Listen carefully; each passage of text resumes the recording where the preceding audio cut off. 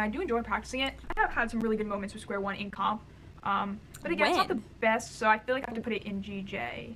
Updated event tier list. Let's go. 2x2. I have that in the middle. Low key, like, I'll put it in the middle because I think I don't really, like, I feel like for how little I know, I'm okay, and I do enjoy it from time to time. Like, if I can get a good average with some nice cases, I enjoy it. Although, actually, I'm going to put it lower because I can't get a sub 1 for my life, and that drives me insane. 3x3, I might put it a little, I will distribute them at the end because I actually like that idea. But I like 3x3 more, I think, because I think my problem was, the reason I said I didn't like it was because I didn't think I did that well in comp, but I think recently, like over the past 2 years, I've been a lot more consistent in comp. I do enjoy 3x3, and I actually enjoy like practicing it and stuff too. So 4x4, is this lower? Oh, I had it really low.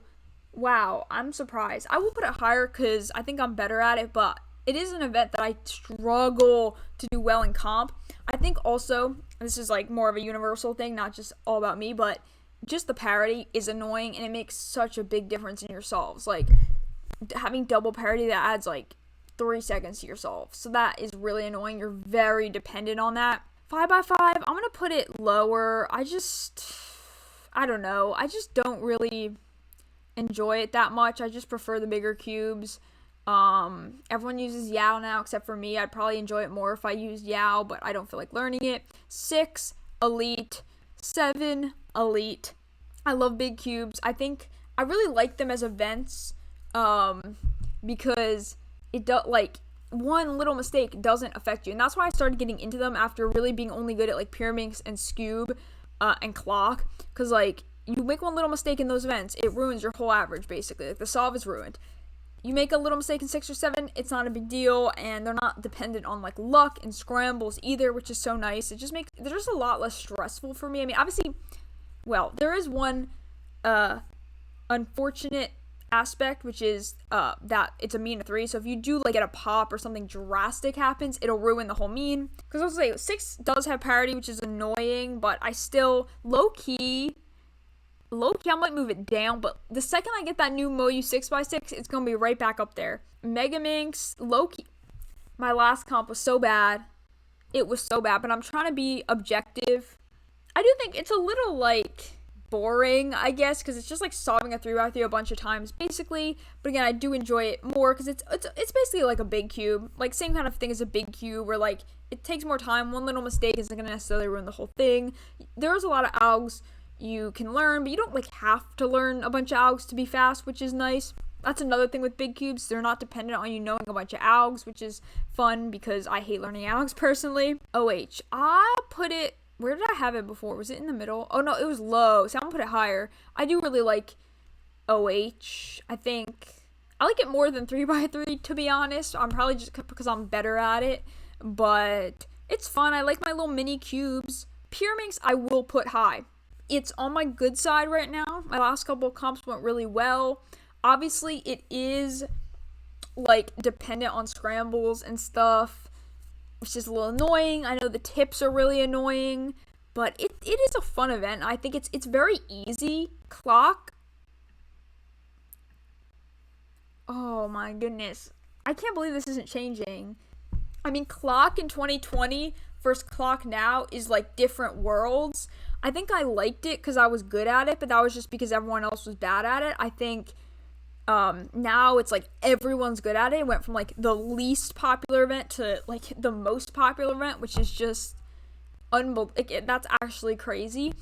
I think it's fun because it's easy to learn. It's easy to improve at, which is what I said. Like, you don't really have to, you just practice. Like, there's really nothing to learn. Now, obviously, there's like the new methods to learn, but again, once you learn the new method, which is really not that hard.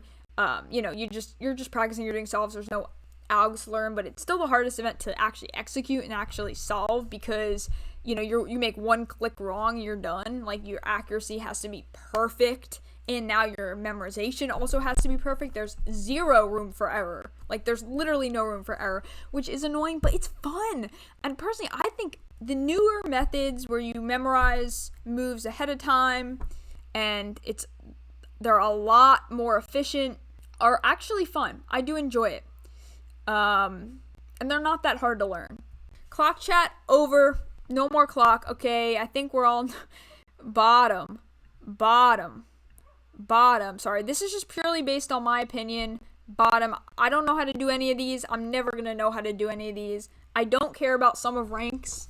And yeah, they're just too annoying. FMC bottom 2. I don't like this event at all. I don't think it should be an event. Like, if you have to remove something, for me, FMC is the obvious choice because it's just not a, like, speed solving, basically. And also, what do you do if you're at, like, World? Okay, you're at Worlds, let's say, and you have, like, 10 people who tie for, like, 3rd place. What do you even do in that situation? I feel like that's a problem that could start occurring as more people get good at it. Plus, it's so annoying to practice. Like, I don't want to do it. I don't want to do it and get good at it because I don't want to take the time to practice it. Because if you're doing 2 attempts, that's 2 hours. I could do so much more in 2 hours. Like, I could get a good session in like 4 events in 2 hours. So it's just not worth it to me as someone who kind of wants to be good at everything. Skewb, low key. I guess I'm gonna have to put it at the top. I'll redistribute it, but for now I'm gonna put it in GJ. I do really enjoy it. I enjoy Skewb. I want to learn more algs so I can actually get better, but what I enjoy about Skewb is it is my most consistent event.